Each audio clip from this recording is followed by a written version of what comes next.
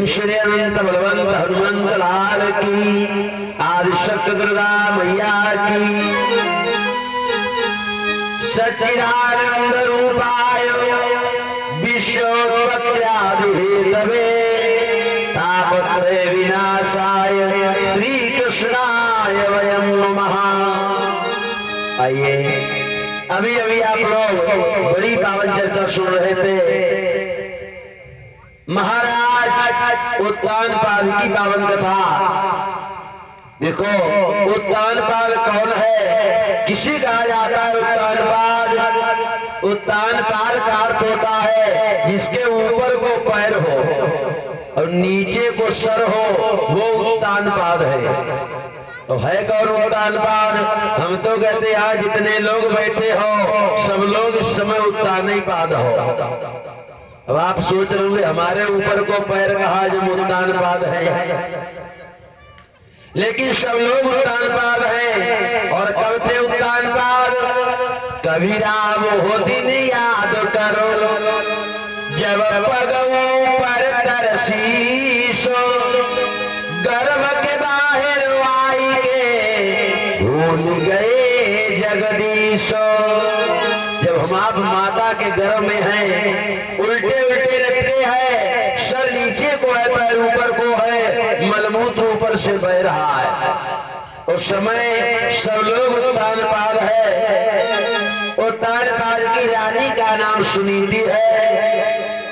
उत्तानपाद बड़े प्रसन्न है, लेकिन एक बेटा के बिना सब कुछ सूना लग रहा है। और बिना संतान के घर आज भी अच्छा नहीं लगता है। कहा जाता है खाना खराब है जिसमें नमक न हो, खाना खराब है जिसमें नमक न हो, है फूल वो किस काम का इसमें महक न हो, सोना खरा नहीं इसमें चमक न हो, लाल किस काम का इसमें दमक न हो, और माता किस काम की जिसकी गोद में लाल न हो। बिना बेटा के घर अच्छा नहीं लगता है। एक संतान के लिए दुखी है। सुनीति भगवान का ध्यान करती है और किस प्रकार से सुनीति की मनोकामना पूर्ण होती है। आइए सब लोग प्रेम से पहले प्रभु नाम बोले, सब लोग मनवाणी को पवित्र करें और फिर आप लोगों को कथा विषय से जोड़े। क्योंकि टाइम तो वैसे भी ज्यादा ही हो गया, लेकिन हमें टाइम नहीं हुआ, हम तो बोलते ही रहे। भगवान की सेवा होती ही है, तो सब लोग प्रेम से बोलेंगे। है तो कबीर जी की लाइन सभी लोग मधुर आवाज में गुनगुनाएंगे। जो कबीर की भाषा जरा अटपटी है कि छूटी जाई माया की नगरिया हो। एक न एक दिन माया रूपी संसार छोड़ करके सबको जाना पड़ेगा। छूटी जाई माया की नगरिया हो, शरीरिया अधर्मी हो गए। छूटी जाए माया, शरीरिया अधर्मी हो गए। छूटी जाए माया की नगरिया हो, शरीरिया अधर्मी हो गए। छूटी जाए माया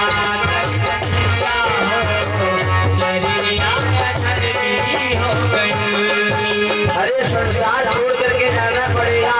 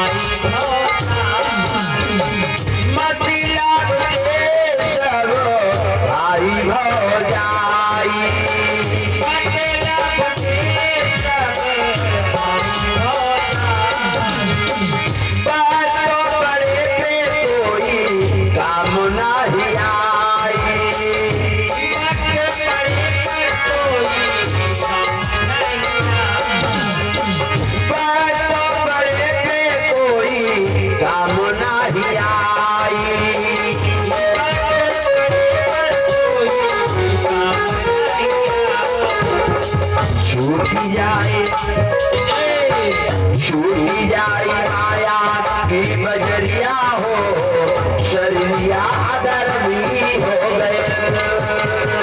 छूटी जाई माया बजरिया हो, शरीरिया धर्मी हो गए। छूटी जाई माया की नगरिया हो, शरीरिया धर्मी हो गए। छूटी जाए माया बजरिया हो, शरीरिया धर्मी हो गए।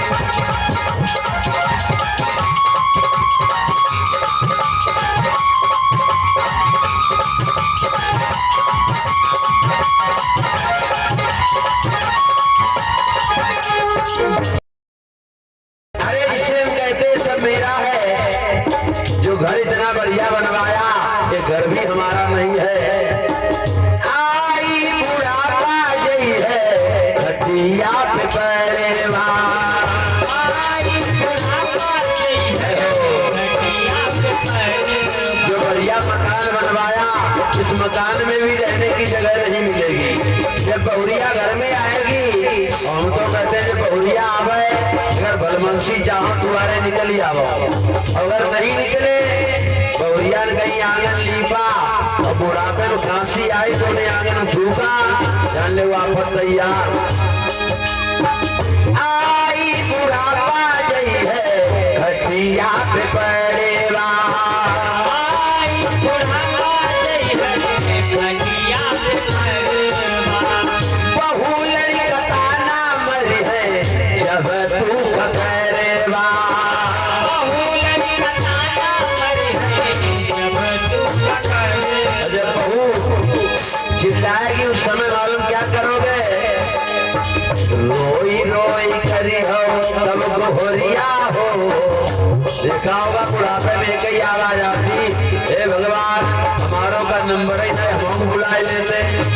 रोई रोई करी हो तब गोहरिया हो, शरीरिया धर्मी हो गए। रोई रोई करी हो जब गोहरिया हो, शरीरिया धर्मी हो गए। छूटी जाई माया की नगरिया हो, शरीरिया धर्मी हो गए। छूटी जाई माया बजरिया हो, शरीरिया धर्मी हो गए।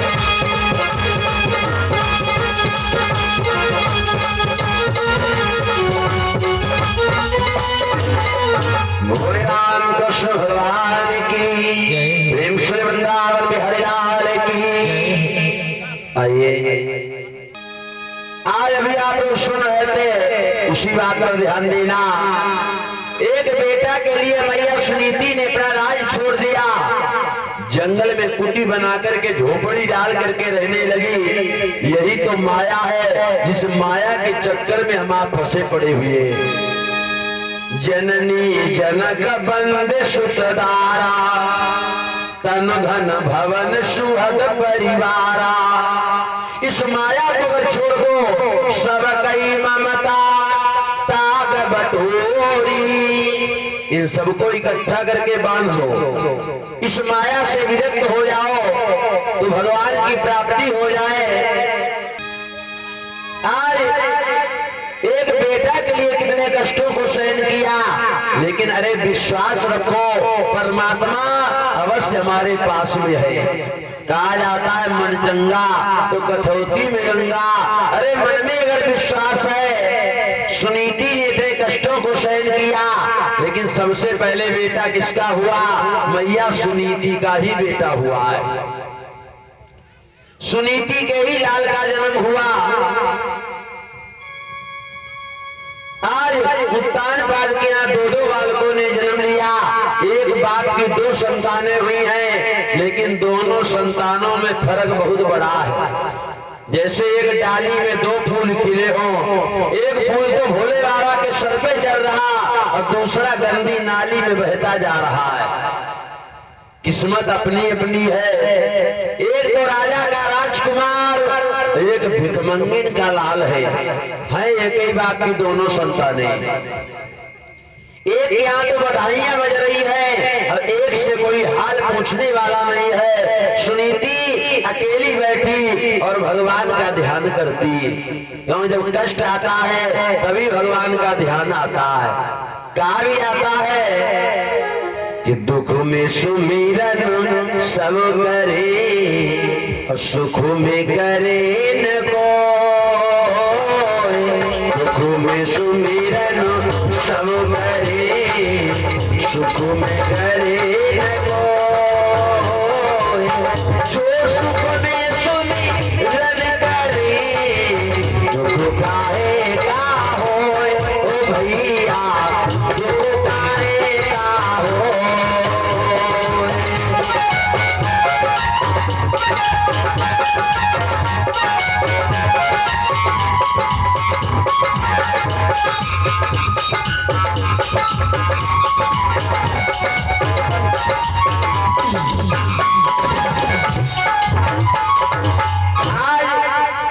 कष्ट आता है तो भगवान का ध्यान आता है।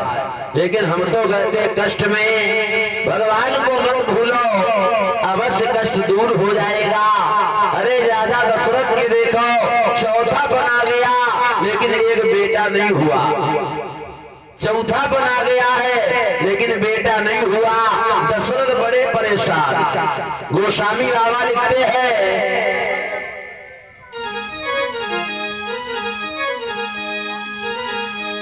कि एक बार भूपति मन माही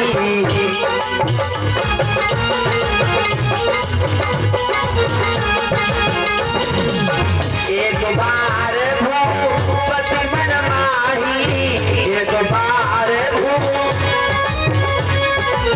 भैयानी मोरे सुतनाही।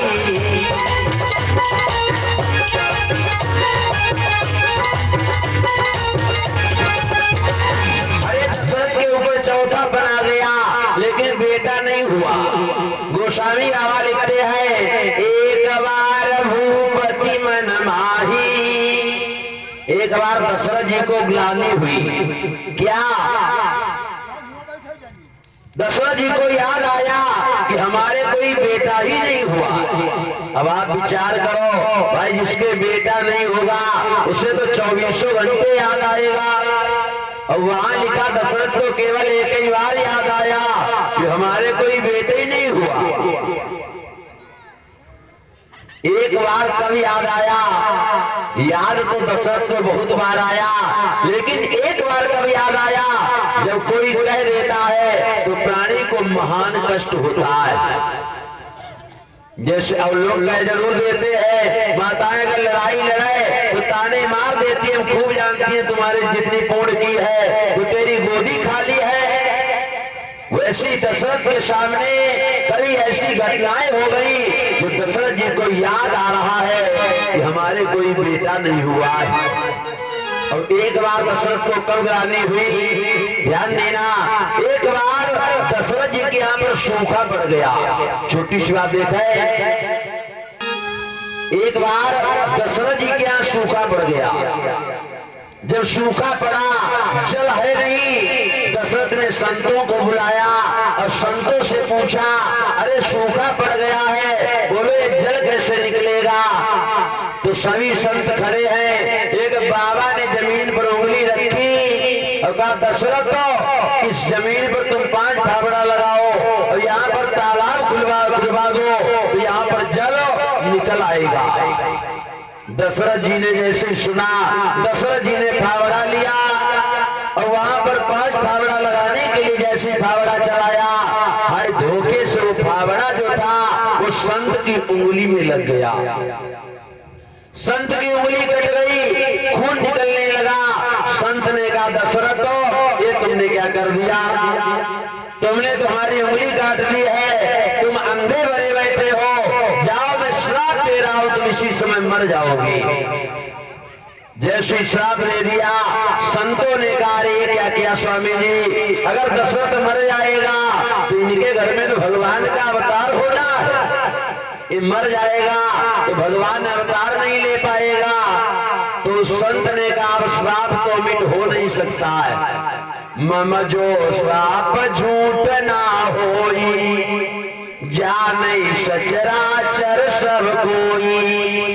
श्राप झूठा होता नहीं है। दशरथ अब तुम्हें मरना तो पड़ेगा, अभी नहीं अगर मरोगे तो कोई बात नहीं, जाओ जिस दिन इस तालाब से कोई पानी पी लेगा उस दिन दशरथ तुम्हारी मृत्यु जरूर हो जाएगी। ये श्राप लगा दिया।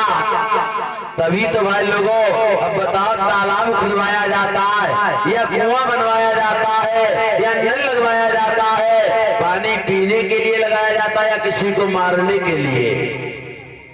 भाई पानी पीने के लिए लगवाया जाता है। अभी क्या कारण है जो दशरथ ने श्रवण के सीने में तीर मारा है? भाई श्रवण तो पानी लेने गया था तालाब पर, जब दशरथ को श्राप था जिस दिन इस तालाब से कोई पानी पी लेगा उस दिन तुम्हारी मृत्यु हो जाएगी। दशरथ तो 24 घंटे धनुष बाण लिए और उसी तालाब पर टहलते रहते हैं। ऐसा न हो कोई यहाँ पानी पी ले, मरने से सबको डर लगता है, मरना कोई नहीं चाहता है। दशरथ धनुष बाण लिए टहलते रहते हैं। इधर एक दिन का जिक्र, श्रवण कुमार अपने अंधे माता पिता को तीर्थ कराने के लिए बहंगी में बिठा ले लिया जा रहा है। जब अयोध्या के किनारे आए, श्रवण के माता पिता को प्यास लगी, कहा बेटा हमें पानी पिलाओ। श्रवण है, श्रवण ने बहंगी को एक पेड़ में टांग दिया, घड़ा लिया और लेकर के अपने माता पिता के लिए जल लेने चला गया और जाकर उसी तालाब पर जहां पर दशरथ जी धनुष बाण लिए टहल रहे, जाकर के श्रवण ने जैसे घड़े से जल भरना चाहा और घड़े में जब जल भरा, आज भी जब लोटा एकदम से डुबाओ तो जल भरने की आवाज आती है। जैसे घड़े से आवाज आई, श्रवण के कानों, दशरथ के कानों में आवाज गई। दशरथ ने सोचा मालूम होता है अरे कोई पानी पीने आ गया। दशरथ ने उठाया धनुष बाण।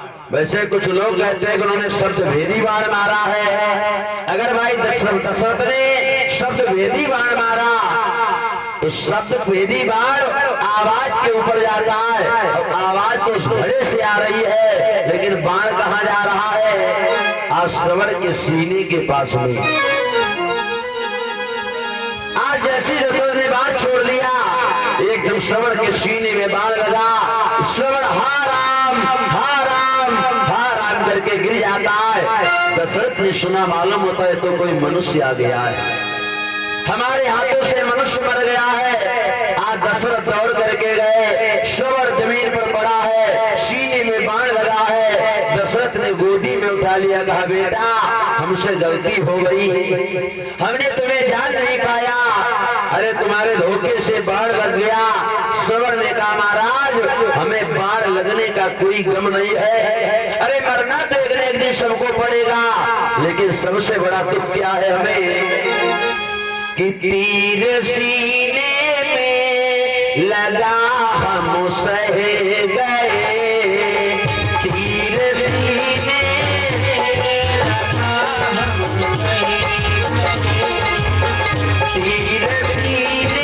में लगा हम सह गए।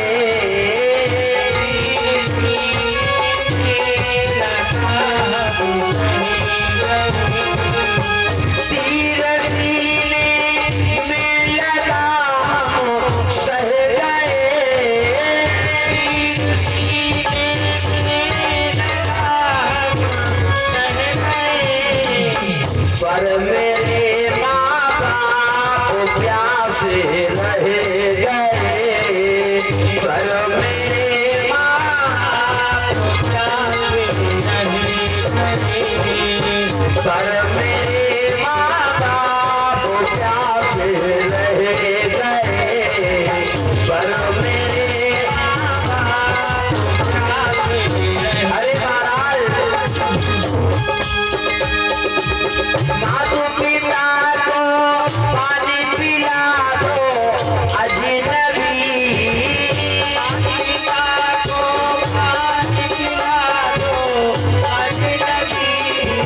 मातु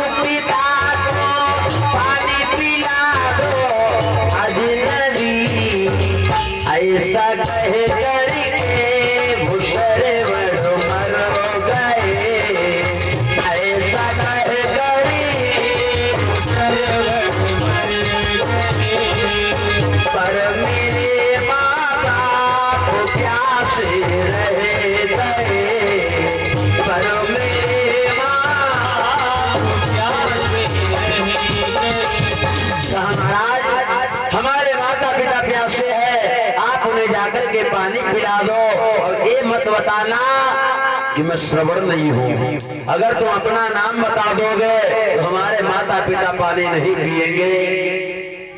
आज दशरथ जी ने वो घोड़ा लिया, लेकर के चल दिए जल, और इधर श्रवण के माता पिता उद्यालक मुनि और चंद्रकांता आज दोनों बैठे इंतजार कर रहे हैं, मेरा बेटा श्रवण नहीं आया। अरे श्रवण पानी लेने गया लेकिन श्रवण नहीं आया। बेटा हो तो श्रवण जैसा हो। कहा जाता है कि मंदिर जाके मां से मांगे मुझे पुत्र मिले श्रवण की तरह, भाभी मांगे देवर लक्ष्मण की तरह, भाभी मांगे देवर लक्ष्मण की तरह, भाभी मांगे देवर लक्ष्मण की तरह, भाभी मांगे देवर लक्ष्मण की तरह। मंदिर जाके मां से मांगे मुझे पुत्र मिले श्रवण की तरह, भाभी मांगे देवर लक्ष्मण की तरह, भाभी मांगे देवर लक्ष्मण की तरह, भाभी मांगे देवर लक्ष्मण की तरह। गुरु द्रोणाचार्य जी शिक्षा सिखाते हैं, गुरु द्रोणाचार्य जी शिक्षा सिखाते हैं, गुरु द्रोणाचार्य जी शिक्षा सिखाते हैं, गुरु द्रोणाचार्य जी शिक्षा सिखाते हैं। अर्जुन से ज्यादा नेह लगाते हैं, अर्जुन से ज्यादा नेह लगाते हैं। गुरु हरि मांगे प्रभु से मांगे मुझे शीश से मिले अर्जुन की तरह, भाभी मांगे देवर लक्ष्मण की तरह, भाभी मांगे देवर लक्ष्मण की तरह, भाभी मांगे देवर लक्ष्मण की तरह।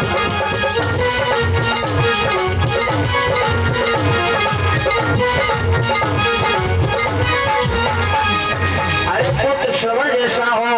उद्यालक इंतजार कर रहे हैं, हमारा बेटा पानी लेकर नहीं आया। तब तक दशरथ जी आ रहे हैं, दशरथ के पैरों की आहट आई। उद्यालक ने सोचा मालूम होता हमारा बेटा श्रवण आ गया है। आवाज लगाई बेटा श्रवण, अरे श्रवण। श्रवण नहीं बोला, अब श्रवण हो तो वहां पर बोला है। दशरथ जी ने वो घड़ा बढ़ा दिया और कहा पानी पी लो। उद्यालक ने कहा तुम कौन हो? श्रवण नहीं बोला। उद्यालक ने कहा बताओ कौन हो? अगर कोई भूचंडाल होगा, कोई छलिया होगा तो मैं अभी श्राप देने जा रहा हूं, तुम मर जाओगे। दशरथ ने सोचा श्राप दे देगा। दशरथ ने हाथ जोड़े कहा महाराज मैं तुम्हारा बेटा श्रवण नहीं हूं। अरे कौन हो? अरे मैं पापी दशरथ हत्यारा।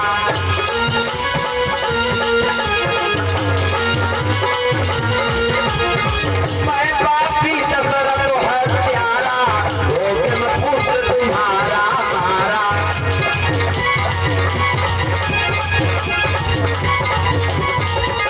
अरे मेरा नाम दशरथ है, आज धोखे से तुम्हारा बेटा हमारे हाथों से मर गया है। गोविंद भगवान की ध्यान देना। जैसे दशरथ ने कहा महाराज धोखे से तुम्हारा पुत्र मेरे हाथों से मर गया है, उद्यालक मुनि फूट फूट करके रोने लगे। कहा हमारे अंडे का एक इशारा था और तुमने मार दिया। जाओ दशरथ मैं तुम्हें श्राप दे रहा हूं। काया से जो पातक होई और बिन भोगे छूटती ना सोई। जो तुमने आज कर्म किया है दशरथ, आज मैं पुत्र के वियोग में अपने प्राणों को त्याग रहा हूं। एक दिन दशरथ तुम भी अपने पुत्र के वियोग में ऐसे तड़प तड़प करके मर जाओगे। आज श्राप दे दिया। जैसे श्राप दिया तो दशरथ जी ठहाका लगा करके हंसने लगे। दशरथ जी हंसने लगे। हंसे क्यों? अब दशरथ जी सोच रहे हैं उद्यालक ने श्राप दिया है पुत्र के वियोग में मरोगे, तो हमारे तो कोई बेटा है ही नहीं। इसका मतलब है कि भाई हमारे घर में एक बेटा होगा, क्या श्राप झूठा हो नहीं सकता है, और पुत्र के वियोग में हमें मरना ही पड़ेगा, तो हमारे भी घर में अभी बेटा होगा। दशरथ को याद आ गया, एक बार भूपति मन माही,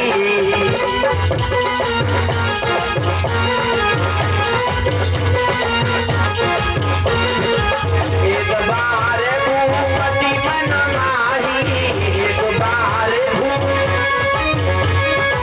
भैयानी मोरे सुतनाही।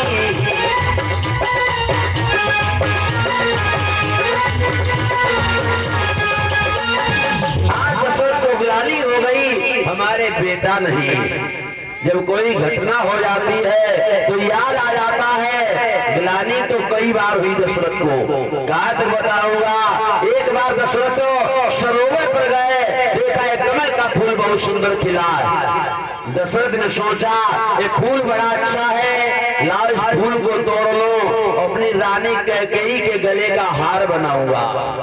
दशरथ की 3 पत्नियां हैं, कौशल्या, कैकेयी और सुमित्रा, जिनमें कौशल्या दशरथ की धर्म पत्नी है और कैकेयी और सुमित्रा ये भोग पत्नियां हैं। दशरथ कैकेयी से ज्यादा प्रेम करते हैं, जब कैकेयी सुंदर है। आज दशरथ ने क्या किया कि भूप गए बनमायक रोज, अलखो जलमा फुलवा मुस्काही, अब तोरण की अभिलाष भई, पटकारी धरे घुसी गए जलमाही। दशरथ जी अंदर घुस गए फूल तोड़ने के लिए, और दशरथ जितने ही अंदर बढ़ रहे हैं भाई फूल उतना ही आगे बढ़ता जा रहा है। दशरथ गले से जल में आ गए, लेकिन फूल नहीं मिल रहा। दशरथ ने कहा अरे फूल टूट क्यों नहीं रहे हो? फूल से आवाज आई है महाराज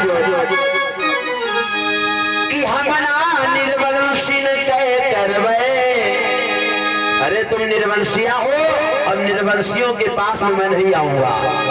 कि हमना निर्वंशी ने कह करवे, और फुलवा कही के फुलवा मुस्काही।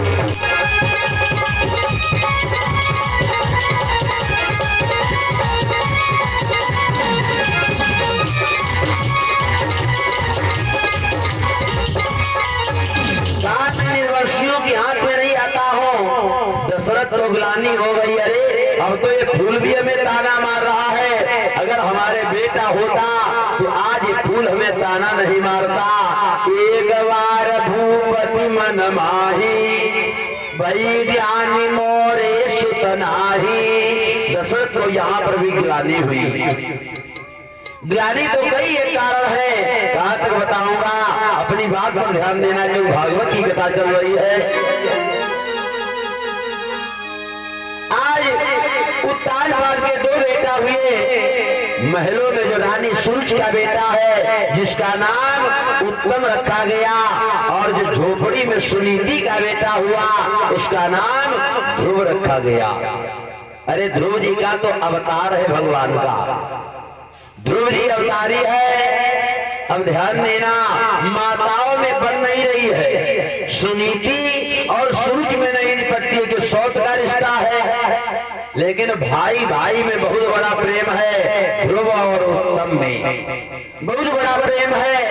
एक दिन का जिक्र था, ध्रुव और उत्तम दोनों लोग महलों में टहल रहे थे, तब तक कहीं से उत्तानपाद आ गए। उत्तानपाद का भाव वाले को गलत नहीं था, बाप के लिए दोनों बच्चे बराबर होते हैं। उत्तानपाद ने दोनों बच्चों को देखा, बड़े प्रसन्न हो गए और आगे बढ़े। ध्रुव जी को अपनी गोदी में उठा लिया, उत्तम की उंगली पकड़ी और आंगन में टहलाने लगे। लेकिन तब तक एक चुगलखोर, और जी गांव-गांव बहुत लड़ाई कराउन वाले, कहा भी जाता है गांव खराब करे पार्टी। परीक्षित महाराज, गांव खराब करे पार्टी और कुआं खराब करे बाल्टी। ये गांव में पार्टी बंदी हुई जाए, जान ले उस गांव की पोल पट्टी खुल जाएगी। अब कुआं में अगर खींचुआ रस्सी खींचोगे उसका मसाला छूट जाएगा। गांव खराब करे पार्टी, कुआं खराब करे बाल्टी, और दीवार खराब करे आरो, घर खराब करे कौन? जहाज ना तो नहीं को चल रहा है। आज एक चुगलखोर ने देख लिया, हाय भाग खड़ा हुआ कि अरे एक चुगलखोर ने भाई,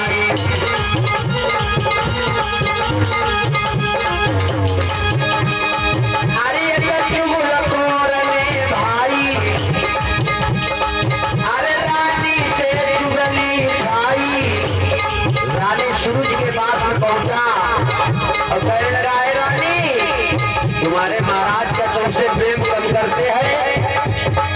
नहीं तो अरे क्या तुमसे कम प्रेम करते हैं क्या?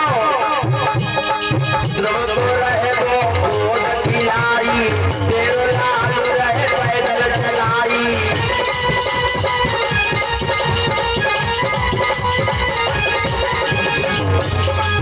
जैसे ही रानी ने बात सुनी, भाई वो तो नागिन है, नागिन।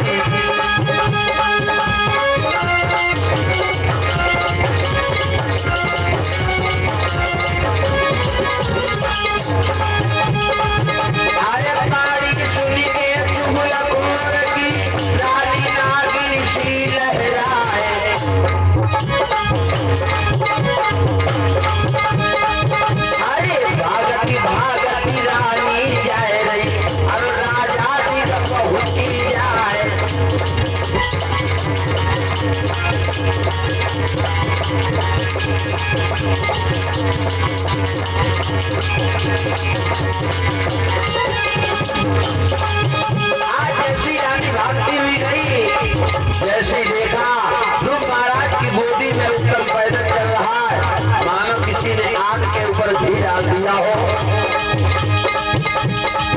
एक तो करेला करो हतो तुझे नीम पे पौड़ गयो, एक तो करेला करो हतो कि तुझे नीम पे पौड़ गयो।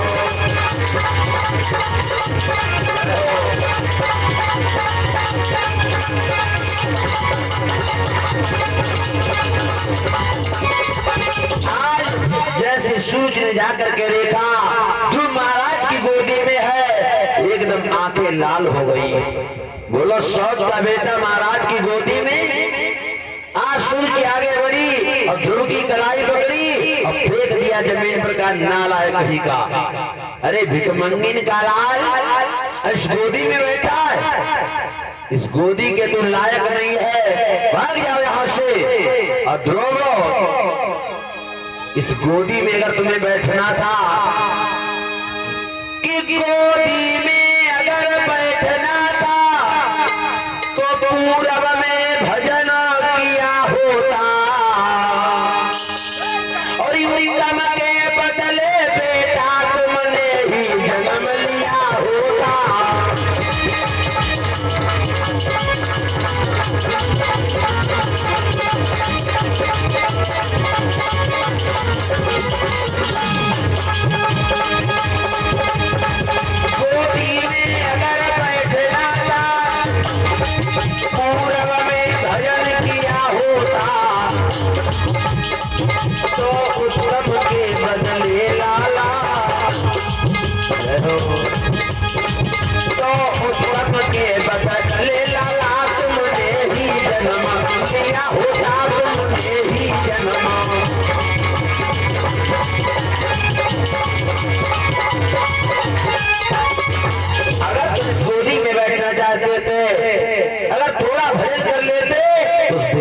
की कोख में क्यों चले गए? भाग जाओ यहाँ से। अब बैठना तो अपने बाप की गोदी में बैठो।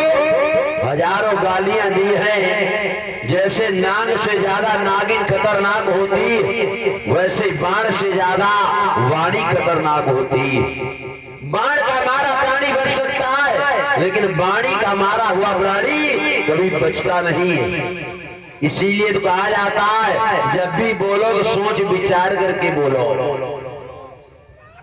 क्योंकि बात बात होती है, बात ही से देवी और देवता प्रसन्न होत, अब बात ही से ज्ञानी एक मूर्ख बन जाता है तो बात ही से शादी विवाह हो जाते हैं, अब बात ही से एमपी एमएलए बन जाता है, बात ही से पान खा तो ऐसी बात करेंगे लोग कि आओ भैया पान खा लो, बात ही से पान खा तो बात ही से लात खा तो बोलो गोविंद भगवान की, ऐसी बात करते लोग मारने लगते हैं।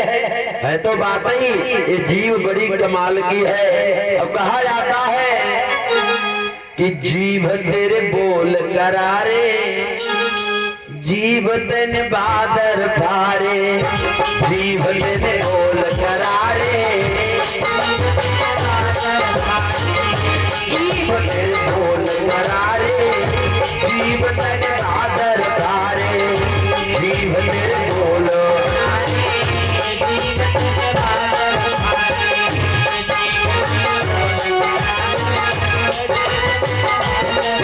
और जीव किसने जलाई, जीव जलाई कैसे ही भरत राज दिलाए,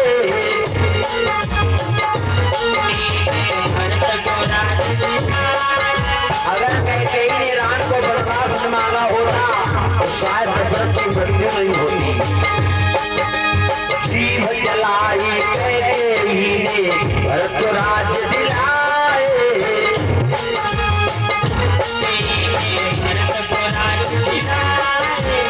राम लखन को वन में भेजा, दशरथ स्वर्ग सिधारे, जीव तेरे बोल करारे, जीव तेरे बादर फारे, जीव तेरे बोल करारे,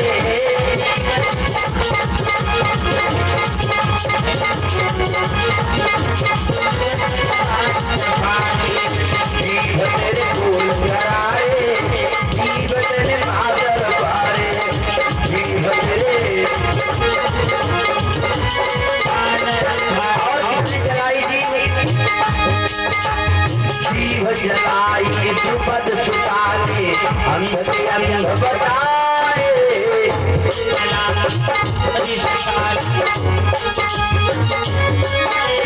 अगर द्रौपदी ने दुर्योधन से कहा होता अंधस सुता था, अंधों के बेटा अंधे होते हैं, तो शायद दशरथ का द्रौपदी का चीज नहीं खींचा जाता।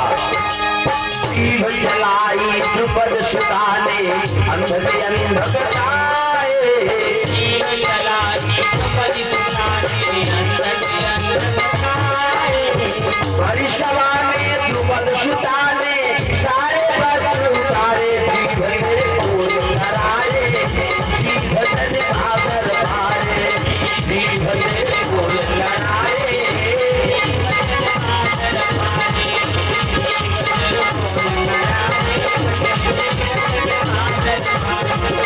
जीव तेरे बोल करारे, जीव तेरे बादर फारे,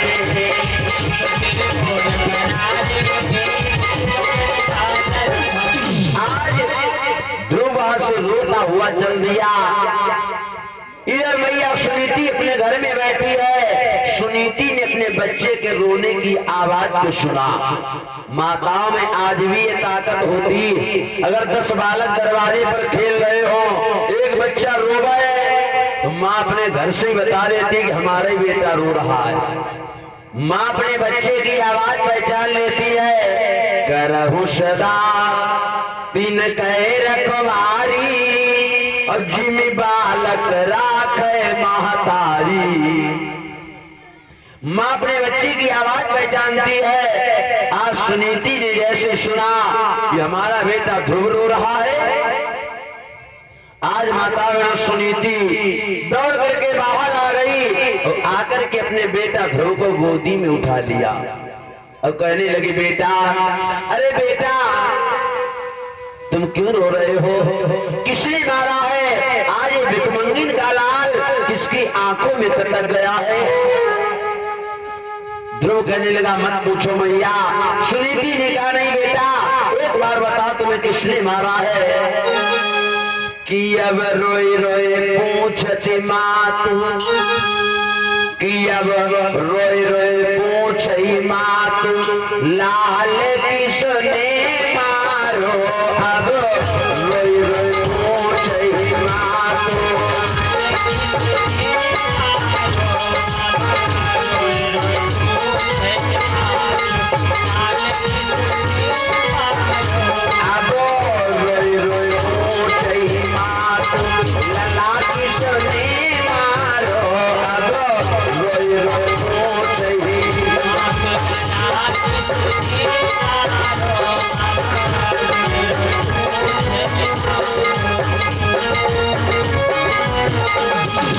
बताने लगा भैया हम भैया दोनों खेल रहे थे संग में।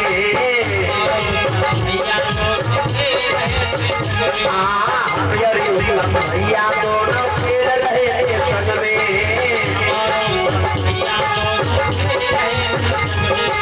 तब लोग हमसे पिताजी आई गए, गोदी उठाई लो छिन में, खुशी को छूटो पारो। अब रोए रोए पूछे मातो,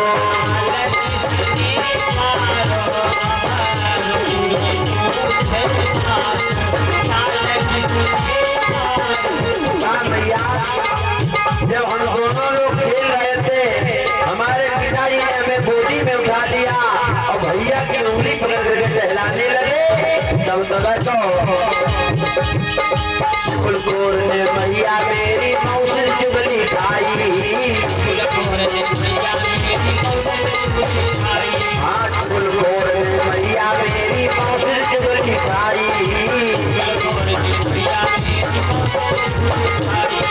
तारी सुनकर चुगलखोर की नागिन सी को भाई, माँ को बादल मारो। अब रोई रोई पूछे माँ को,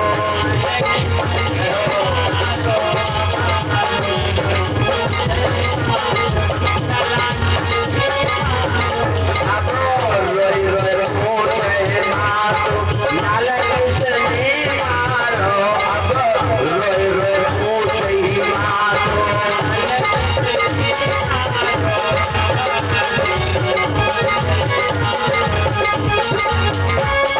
क्या भैया जब हमारे बाप ने गोदी में उठा लिया, हमारी सौतेली मैया ने उस हमें गोदी से उतार दिया।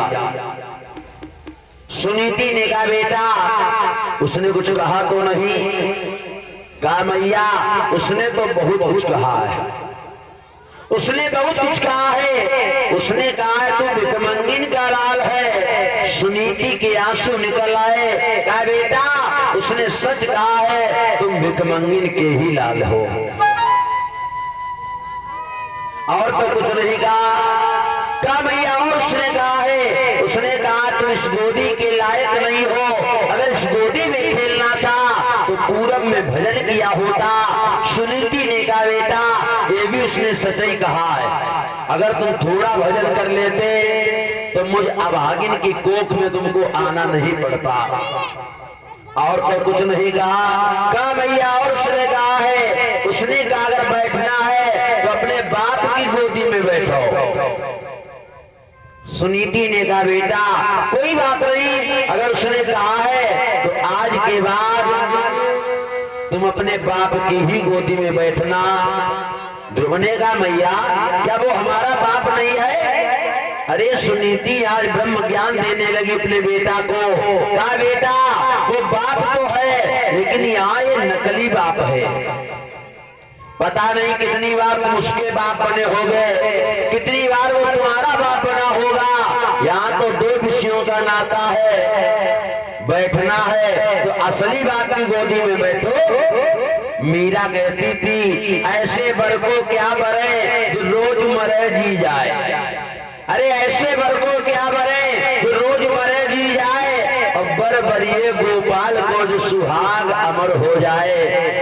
अरे बैठना ही है बेटा तो असली बाप की गोदी में बैठो, जिसको जगत पिता कहा जाता है। ध्रुव कहने लगा मैया अब वो हमारा असली बाप कहां पर मिलेगा? देखो अब ध्रुव को भी ज्ञान आने लगा। कहा वो असली बाप मिलेगा असली बात वो तो हर जगह मिलता है कि हरि व्यापको सर्वत्र समाना,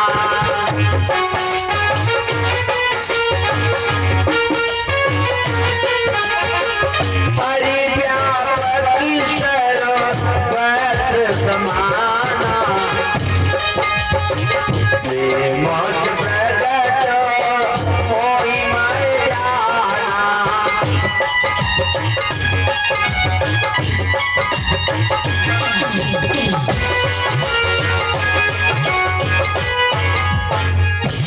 कविता हरि व्यापक सर्वत्र समाना, परमात्मा तो कण कण में व्याप्त है, हर जगह परमात्मा है बेटा, रोम रोम में परमात्मा है। ध्रुव ने कहा मैया अगर कण कण में परमात्मा है तो मैं यहीं पर बुला लूं। देखो कण कण में ही परमात्मा व्याप्त मिलेगा। कण में 2 अक्षर होते और जहां पर 2 अक्षर का नाम होता है वहां पर परमात्मा का वास होता है। और हम तो कहते सारा संसार 2 ही अक्षरों में बना है। न मानो तो आप एक झलक देखो, व्याकरण में आधा अक्षर नहीं जोड़ा जाता है। जैसे वृक्ष खड़े हैं, आप पेड़ में गिन लो, ऊपर से गिनना प्रारंभ कर दो। जैसे पत्ता 2 अक्षर, डाल 2 अक्षर, फल 2 अक्षर, बौर 2 अक्षर, जड़ 2 अक्षर, तना 2 अक्षर, पूरा पेड़ 2 ही अक्षरों में बना है। संसार 2 ही अक्षरों में है। अग्नि 2 अक्षर, जल 2 अक्षर, दिन 2 अक्षर, रात 2 अक्षर, सूर्य 2 अक्षर, चंद्र 2 अक्षर। सारा संसार 2 अक्षरों में है। रोम रोम में परमात्मा है।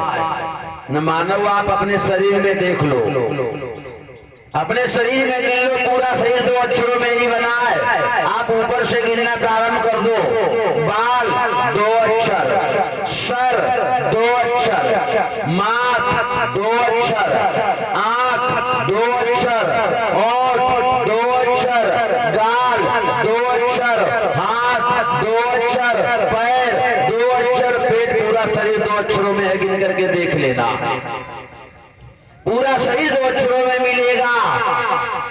ऐसे न मानो तो नातेदारी में देख लो।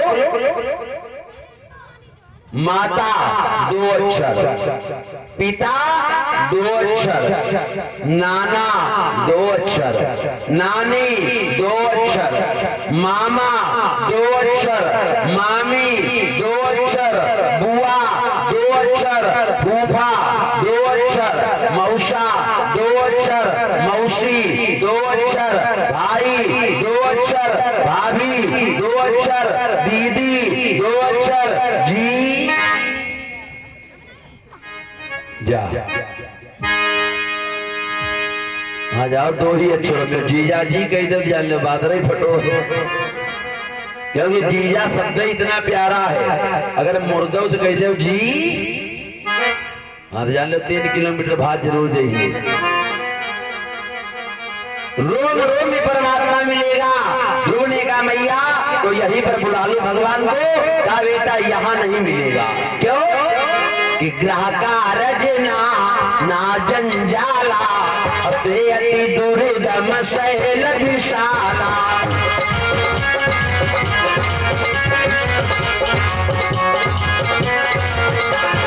ग्राहका रजना ना जंजाला, अति दुर्गम सहेल विशाला।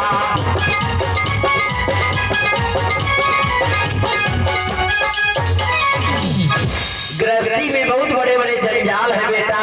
एक जाल होता है, इसमें मछली पकड़ी जाती है, अगर फंस जाए तो लोग पकड़ करके उसे खा जाते हैं, वो निकल नहीं पाती। और यहाँ तो बड़े बड़े जंजाल है, यहाँ भगवान नहीं मिलेगा। अगर भगवान को चाहिए, भगवान से मिलना हो तो एकांत में जाकर के भजन करना पड़ेगा।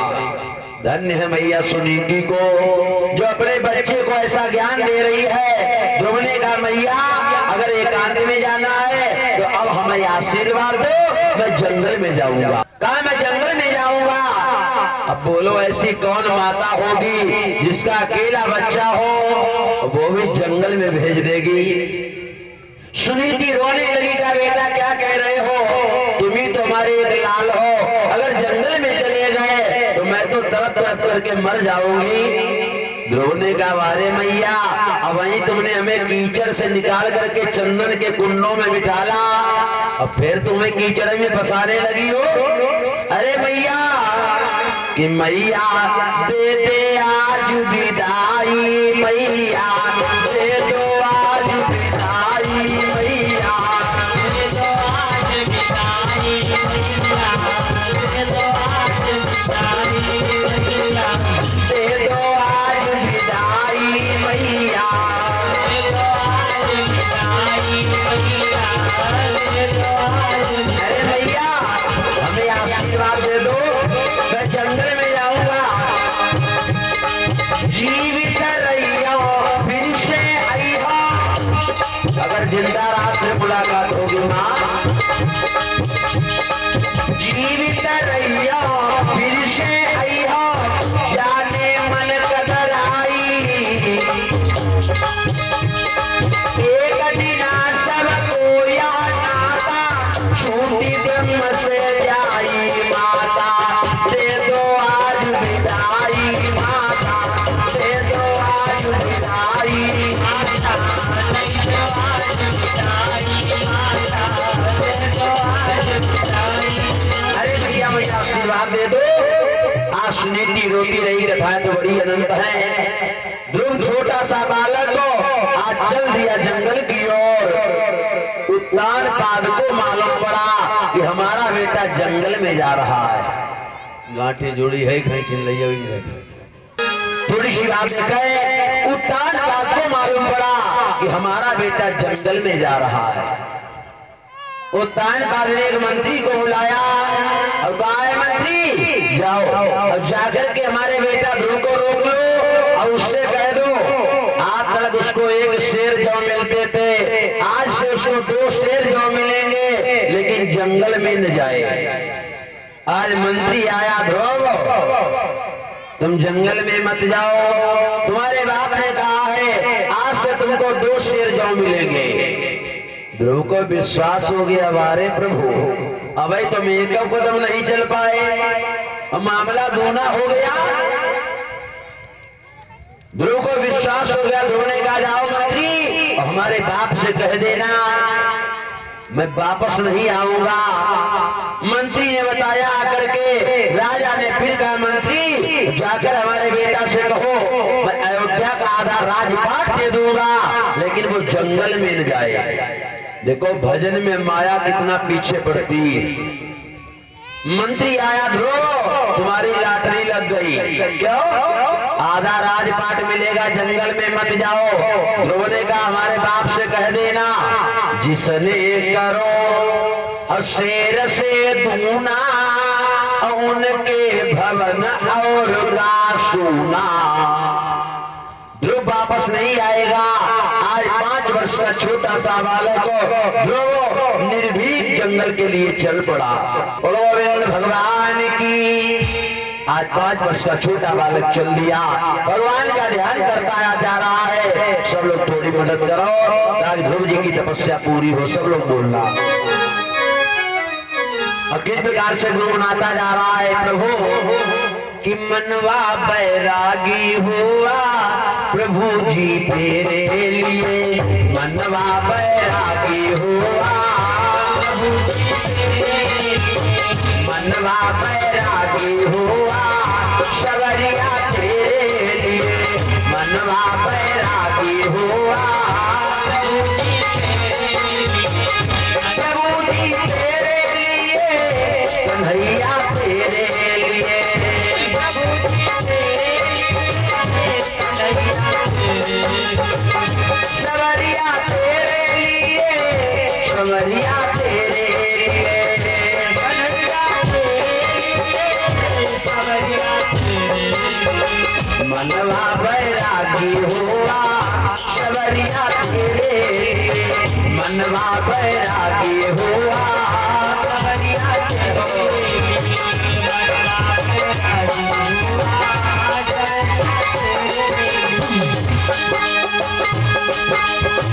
जंगल की जटाएं होंगी चिंतन का चिमटा होगा जंगल की जंगल की जटाएं होंगी चिंतन का चिमटा होगा जंगल की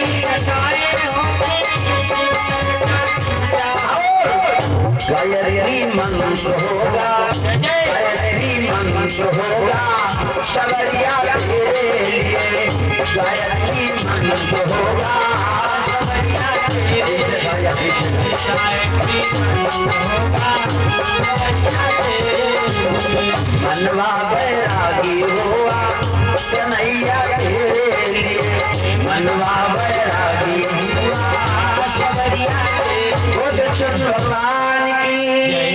आज छोटा सा बालक ध्रुव चल दिया जंगल में जा रहा है तब तलक सामने कौन आ गया देव ऋषि नारद बाबा बीणा बजाते हुए आ रहे नारायण नारायण करते हुए ध्रुव ने देखा बाबा जी जय सिया राम जय सिया राम। अरे बेटा कहाँ जा रहे हो ध्रुव ने कहा बाबा मैं जंगल में जा रहा हूँ क्यों भगवान की तपस्या करने। नारद ने कहा बेटा तुम्हें जंगल में किसने भेजा है कहा बाबा हमारी मैया ने भेजा है। नारद ने कहा धन्य है तेरी ऐसी मैया को माता ने तुमको धन्यवाद दिया गया है। कब पौत्रवती युवती जग सोई रघुपति भगत जासु सुत होई। जब तुम्हारा बेटा भगवान का भक्त बनेगा तो आप धन्यवाद की पात्र हो अपने बेटा को भक्त बनाओ और नहीं तो फिर तो गोस्वामी बाबा ने बड़ी गलत बात लिखी है न तरबानी बलवानी बियानी पशुओं की योनि में डाला है। आज क्या धन्य है तेरी मैया को लेकिन बेटा अब तुम लौट जाओ क्यों आगे बहुत बड़े बड़े जंगल हैं जिनमें शेर बाघ चीता भालू रहते हैं और वो तुमको खा जाएंगे बेटा लौट जाओ। ध्रुव कहने लगे बारे बाबा जंगल में शेर बाघ रहते हाँ ओके बाबा आप तो इसी पार से आ रहे हो तुम कहा जे लाल लाल कपड़ा पहने थे तब है तुम्हें नहीं खाओ निका। नारद कहने लगे लल्ला तो बड़े होशियार मालूम पड़े रहे। अरे बाबा जी मरना तो एक न एक दिन सबको पड़ेगा कि बचे नहीं जंगल बास किए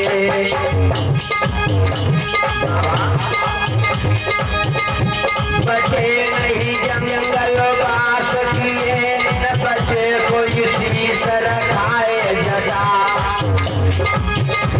बचे नहीं पंडित वेद पढ़े। हम चाहे जितनी कथा सुनावे लेकिन जब मृत्यु आएगी देखने लेकर जरूर चली जाएगी। बचे नहीं पंडित वेद पढ़े न बचे कोई धीर धूरी न भजा।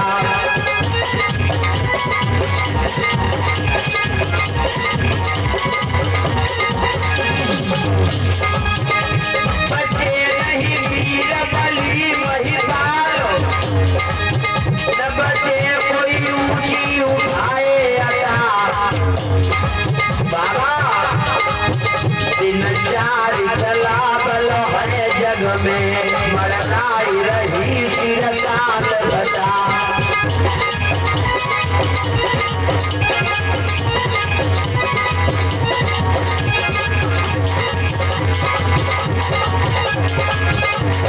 अरे बाबा जी काया सोने सी काया सोने सी एक दिन मिट्टी में मिल जाएगी। काया सोने सी एक दिन मिट्टी में मिल जाएगी।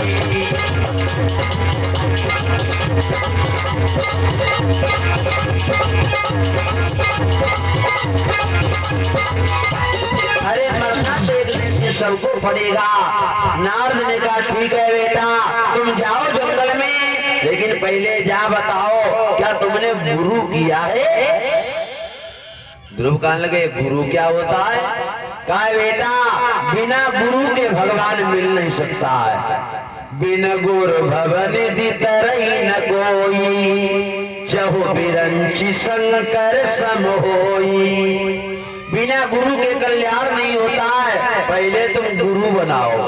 और गुरु किसे कहा जाता है। गु माने अंधकार, रू माने प्रकाश। जो जीवन में अंधकार को मिटा करके प्रकाश को फैला दे उसे गुरु कहा जाता है। अध्यात्म में 4 प्रकार के गुरु बताए गए हैं। परीक्षित महाराज 4 प्रकार के गुरु बताए गए हैं। तुमने गुरु कर लिया है, करे कि नहीं। जो गुरुदेव वाले में हूँ 4 प्रकार के गुरु है। सबसे पहला गुरु मालूम कौन। सबसे पहला गुरु होता है दीपक, जिसका शिष्य होता है पतिंगा। दीपक देखा होगा, देखा है। अब नए वाले लड़का जी दीपक को नहीं देखी किताबें तम भले देखने को बने हुए दीपक का दिया काम ही खत्म। जिसका शिष्य होता है पतिंगा, देखा होगा पतिंगा आता है दीपक की लौ में, वो अपने प्राणों को त्याग देता है। चेला ऐसा होना चाहिए जो गुरु के ऊपर तन मन से न्यौछावर हो।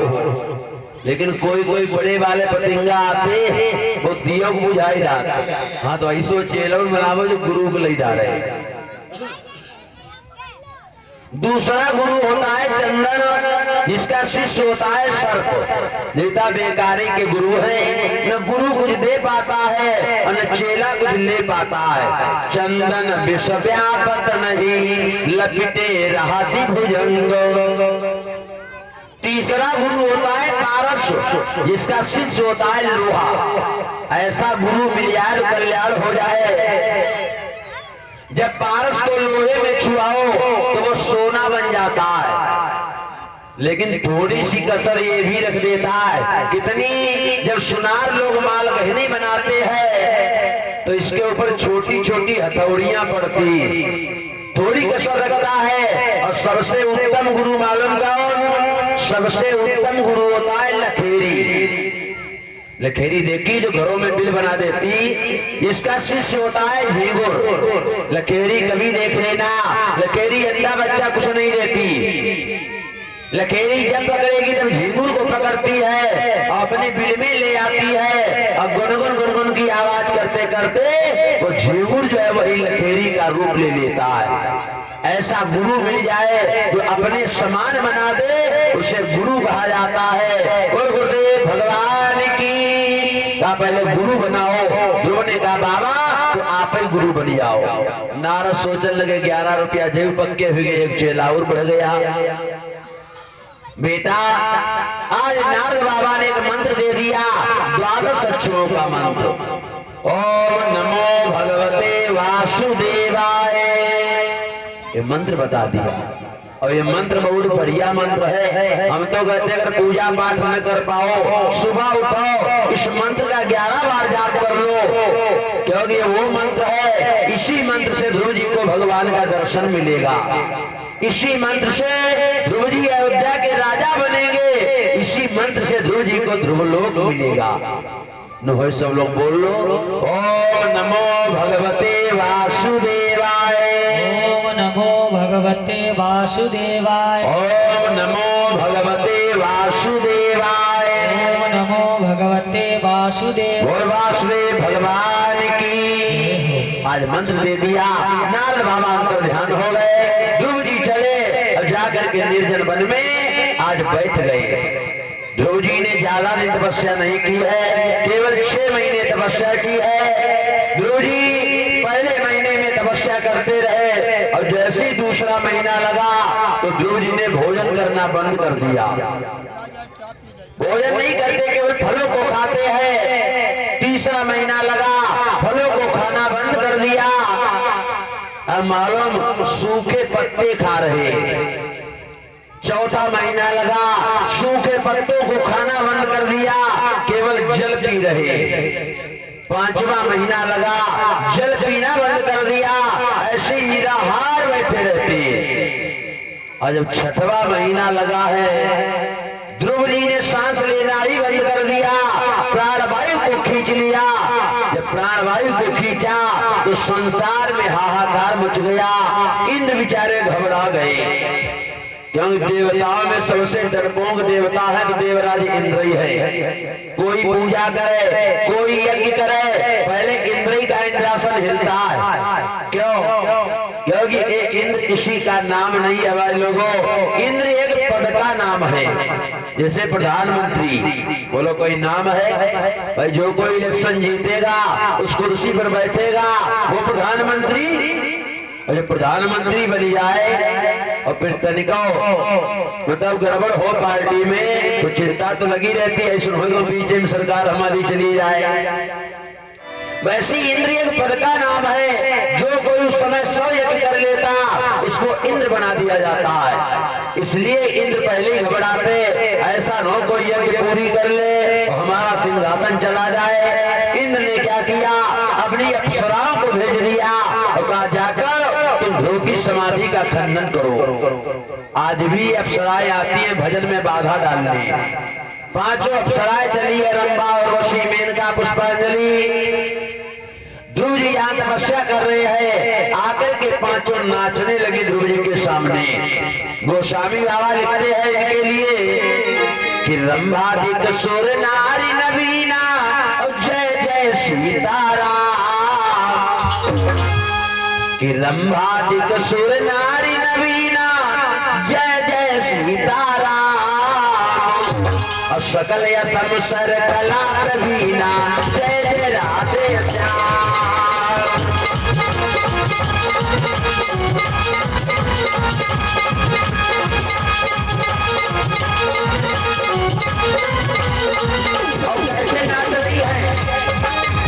करहितान बहुतान तरंगा जय सिया राम, करहितान बहुतान तरंगा जय सिया राम, नाचही रही पानी पतंगा जय राधे श्याम,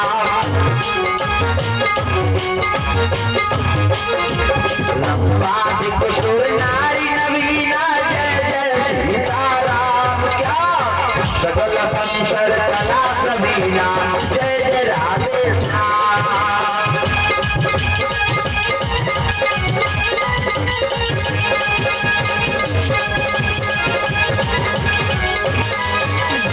आज 5 अप्सराएं नाच रही हैं, लेकिन ध्रुव की समाधि का खंडन नहीं हुआ। अंत हुआ, 5 अप्सराएं वापस चली गई। इधर 6वां महीना है, ध्रुव प्राणवायु को खींचे बैठा है। उसी समय आज भगवान ध्रुव जी के सामने प्रकट हो गए। बोलो तवत्सल भगवान की। बेटा ध्रुव आंखें खोलो। ध्रुव आंखें नहीं खोल रहा, क्योंकि वहां तो आत्मा में भगवान को बिठा ले है, वो तो मन में दर्शन कर रहा है। आंखें नहीं खोली, भगवान ने क्या किया, उसके हृदय से मूर्ति को गायब कर दिया। ध्रुव की समाधि टूट गई। देखा जैसी मूर्ति हृदय में थी वैसी मूर्ति आज सामने खड़ी। ध्रुव भगवान की वंदना करने लगे, तोतली भाषा में वंदना कर रहे हैं। भगवान ने बातचीत नहीं की, पहले सबसे पहले ध्रुव को उठाकर अपनी गोदी में बिठाला, क्योंकि गोदी का दुखी लाल था।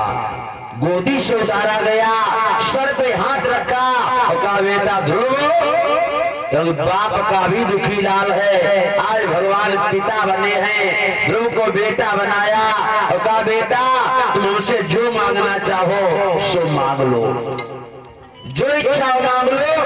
लौकिक में ध्रुव कहने लगा पिताजी क्या कह रहे हो, मांग लूं? हाँ। अरे तुम कौन हो? अरे मैं तुम्हारा पिता हूँ। ध्रुव ने कहा प्रभु जब आप हमारे पिता हो फिर हम मांगे क्यों?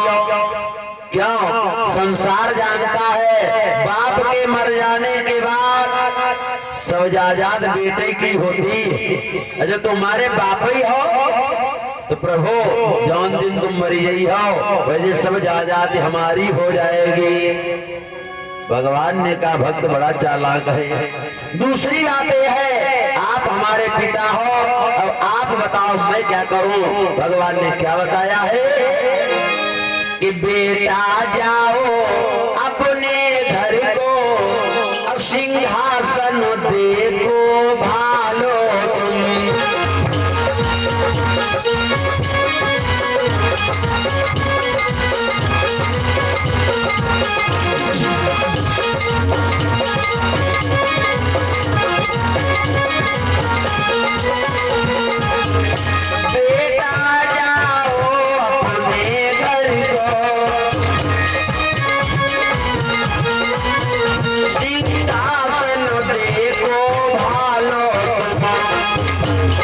वृंदावन में मैया की सेवा कर स्वयं संभालो तुम।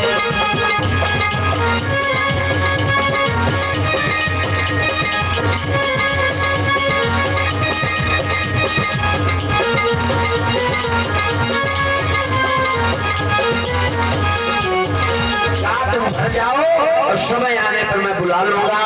बातचीत तो काफी होती रही। ध्रुव से वापस चला है और जब आया क्या देखा, उसकी मैया सुनीति जो है वो रोते रोते आंखों से अंधी हो चुकी है। ध्रुव ने कहा मैया, अरे मैया।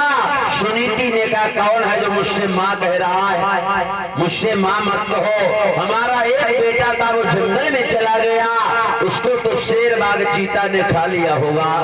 ध्रुव ने कहा नहीं मैया, मैं तुम्हारा बेटा हूँ ध्रुव। सुनीति ने गोदी में लिया, सुनीति के ममता उमड़ आई, सुनीति पहचान गई मेरा बेटा ही आया है। अरे ध्रुव क्या भगवान का दर्शन हो गया?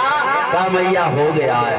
कैसा है? कहा मैया क्या पूछ रही हो, भगवान की हम विशेषता बतावे। जिन आंखों ने भगवान को देखा है उसकी जीभ नहीं है जो बोल पावे, और जो जीभ बोलती है उसकी आंखें नहीं इसने देखा है। अरे जिनका वर्णन सूर्य चंद्रमा नहीं कर पाते हैं मैं कैसे कर दूं। सुनीति ने कहा बेटा तो एक बार हमें दिखा दो भगवान को। ध्रुव ने कहा जब हमने पापा ही बना लिया तो बुलाने में कितनी देर लगेगी। ध्रुव ने भगवान को आवाज लगाई, यार तुम्हारी आवाज भगवान के कानों में गई, भगवान प्रकट हो गए। क्या बात बेटा ध्रुव? ध्रुव ने कहा प्रभु आप हमारी मैया को दर्शन दे दो। भगवान ने सुनीति की आंखों की ज्योति प्रदान की। सुनीति दर्शन कर रही है। भगवान ने कहा बेटा और कुछ मांग लो। ध्रुव ने कहा प्रभु हम तुम्हें जब भी बुलावे तब तुम ऐसे ही आकर के हमको दर्शन देते रहना। ये ध्रुव ने मांगा, भगवान अंतर ध्यान हो गए। ध्रुव मैया सुनीति को प्रणाम करने गए। सुनीति ने कहा बेटा पहले अपनी सौतेली मैया के पैर छू करके आओ। धन्य है मैया सुनीति को। ध्रुव ने कहा मैया क्या कह रही हो, जिसने हमें गोदी से उतारा उसके हम पैर छूने जाए? सुनीति ने कहा नहीं बेटा यही तो तुम भूल रहे हो, उसने गोदी से नहीं उतारा, उसी ने तो आप हमें भगवान की गोदी में बिठा लाया। अगर वो गोदी से न उतारती, वो न कहती अपने बाप की गोदी में बैठो, तो बेटा आज तुम भगवान की गोदी में बैठने नहीं जाती। जैसे कैकेयी ने राम को वनवास मांगा, बोलो क्या कैकेयी ने गलत किया? हम तो कहते कैकेयी जैसी मां नहीं मिलेगी। अरे कैकेयी ने ही तो राम को राम बना दिया। अगर राम वनवास में न जाते, सीता का हरण न होता, रावण का मरण न होता, तो कौन आज यहाँ राम कथा कहता? कैकेयी ने ही तो राम को राम बनाया। राम वनवास से आए, पहले अपनी कौशल्या मैया के पैर छूने नहीं गए। कहाँ गए? प्रथमता सुग्रह गए भवानी, प्रभु जाना कैकेयी ल जानी। सबसे पहले कैकेयी के महल में गए। वैसे सुनीति ने कहा अपनी सौतेली मैया के पैर छू कर आओ। ध्रुव जी गए, अपनी मैया सूरज को प्रणाम किया, लेकिन सूरज ने आशीर्वाद नहीं दिया। कस्तूरी की क्यारी करी, केसर की बनी खाद, और पानी दिया गुलाब का, तो वो प्याज को प्याज में कितनी सेंट ही जा रहा हो, लेकिन खुशबू जब छोड़ेगा तो वो अपनी ही छोड़ेगा। सूरज ने सोचा है सौत का बेटा है, फिर आ गया हमारा राजपाट ले लेगा। ध्रुव वापस आ गया। उत्तानपाद को मालूम हुआ, उत्तानपाद ने ध्रुव के स्वागत में हाथी सजवाए, बड़ा स्वागत सम्मान किया। ध्रुव जी रहने लगे। उत्तानपाद ने देखा अब तो मेरे ऊपर चौथा बन आ गया, तो उत्तानपाद ने ध्रुव जी को अयोध्या का राजा बना दिया और स्वयं भगवान का भजन करने जंगल में चले गए। अब ध्रुव जी अयोध्या के राजा बने हैं, ऐसा प्रमाण मिलता है। ध्रुव जी ने अयोध्या में 36,000 वर्ष राज किया था। राम ने तो केवल 10,000 वर्ष राज किया था अयोध्या में। 1,000 वर्ष अपने पिता की आयु का भोग होगा, लेकिन ध्रुव ने 36,000 वर्ष राज किया। अब न हो तुमको राजा बना रहने दो, क्यों 4:45 बजने वाला है और सभी लोग राजगद्दी की रात में छूटेगी कैसे, ध्रुव लोग को जाएंगे। अनंत सभी कथा रात्रि में आप लोग श्रवण करेंगे और सब लोग एक लाइन बोलो, फिर आरती प्रसाद होगा। रात्रि में भगवान की बड़ी सुंदर कथाएं होंगी और सुंदर सुंदर झांकियों का भी आप लोगों को दर्शन कराया जाएगा। ज्यादा संख्या में आने का कष्ट करें। सब लोग लाइन बोलेंगे प्रेम से कि तेरी बंसी की धुन सुनने मैं बरसाने से आई हूँ। तेरी बंसी सुनने मैं बरसाने से आई हूँ। तेरी बंसी की धुन सुनने मैं बरसाने से आई हूँ। बोलो